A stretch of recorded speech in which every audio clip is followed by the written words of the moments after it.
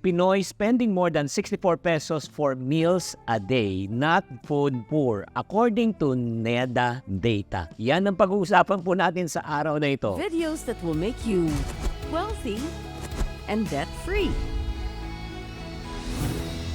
Hi there, this is Chinky Tan, your pambansang wealth coach. Nung dumaan tong information po sa akin, medyo napaisip talaga ako ng malalim. Ang ibig sabihin po nitong 64 pesos a day divided by 3 meals a day, that's around 21 pesos. So kung na-afford mo daw ang 21 pesos per meal, you are not already considered as food poor, okay? So ang ibig sabihin po ng food poor, ibig sabihin, hindi yung siguro overall status na mahirap ka, yung sa pagkain lang.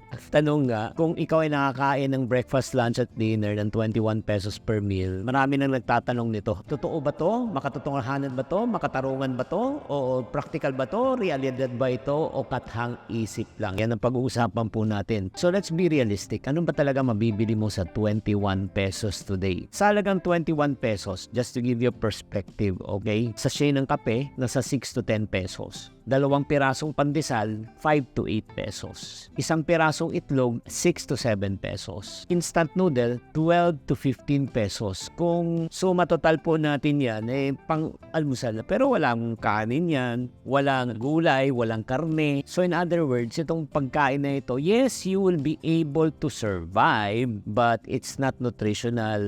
In the long term, magkakasakit ka po talaga dito. So makikita mo talaga sa ganitong halaga, limitado lang pwede natin bilhin, di ba, na pagkain sa 3 beses isang araw. Lalo na pinag-uusapan po natin yung energy. Ang tanong, makabuluhan ba to? Okay, number 1, kung titingnan po natin, kayo na mag-comment po sa baba. Ang 21 pesos, para sa palagay ko, kapos talaga. Ang pahayag na ito ay tilang hindi to tumutugma sa realidad. Lalo na sa pagpatuloy ng pagtaas ng presyo ng bilihin sa ating bansa. Maaaring magmukhang disconnected po ng konti ang ganitong pananaw mula sa tunay na kalagayan ng mga ordinaryong Pilipino. Makatarungan ba? Makikita po naman natin, di ba? Ang paglaganap ng ganitong idea ay maaaring magresulta ng maling impression na sapat na at gumiginhawa ang mamamayang Pilipino. Mas maganda siguro na subukan nila ng mga nag-usap nito at nagpalabas ng impormasyon na ito na mabuhay ng 21 pesos per meal. I think that will become a reality, no? Reality check yan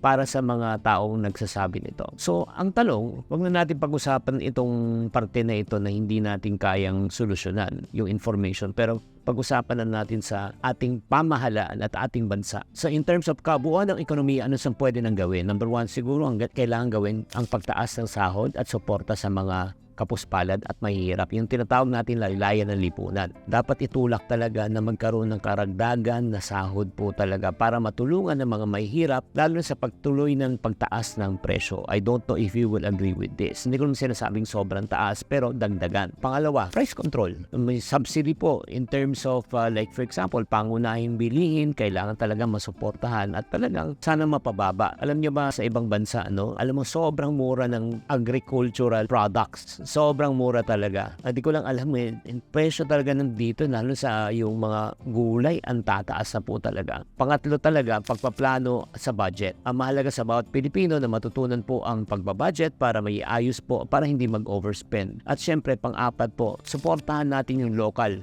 na agrikultura para bumaba talaga ang presyo ng pagkain, di ba? Food security is very important Kaya nga, ang gobyerno po sana may marong gawing hakbang para matulungan talaga ang tunay na mahihirap. Next, ano naman dapat natin gawin? Tayo naman, since hindi naman natin kontrol ng gobyerno, tayo bilang mga kaipunaryo. Number 1, magbawas tayo ng mga unnecessary expenses kung talaga kayo ay kapos. Reality is this, income is limited but expenses are unlimited. Pangalawa, maghanap tayo ng additional income. Diba? Sa totoo ngayon, pag hindi tayo naghanap ng second source of income, multiple sources of income, mahirapan ka. Maghanap tayo ng sideline, hustle, at the same time, mag-invest. Marami pong opportunities talaga na kung gusto mo lang talaga maghanap ng second income. Pangatlo, mag-invest at magtayo ng mga negosyo, kahit na maliliit na negosyo, di ba? Like for example, magbenta ka online, magbenta ka ng mga pagkain, produkto, or if not naman, pwede kang magtanim, di ba? Farm to table businesses, di ba? Mga pagkain, mga basic. At syempre naman, ito lang po